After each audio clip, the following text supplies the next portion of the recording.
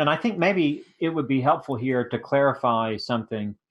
What we don't mean is that justification in the sense of accounted righteous in the declarative sense occurs in stages, right?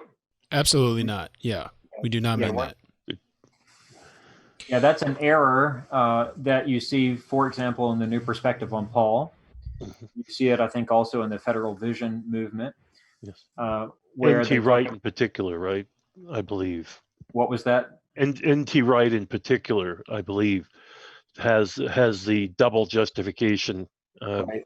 the initial justification, and then final justification. Mm-hmm. One is on by faith, the other is by works. Yes, right. But the justification in the declarative sense, we say, and I think Scripture teaches, is definitive. It's not. It's not a process, nor is it. Nor does it occur in stages. Right? God justifies us when God justifies us in the declarative sense of the word. That is a definitive. It's final. It's irreversible. It is consummative. It is eschatological.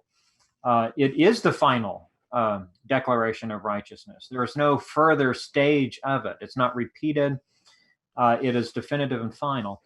And this is something I think that's very important too, which Camden pointed out earlier.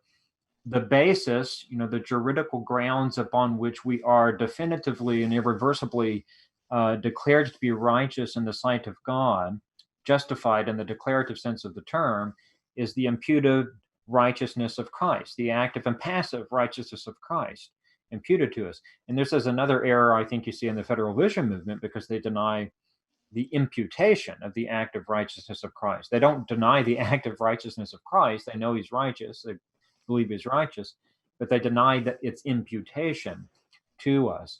So they would define that forces them to define justification only negatively.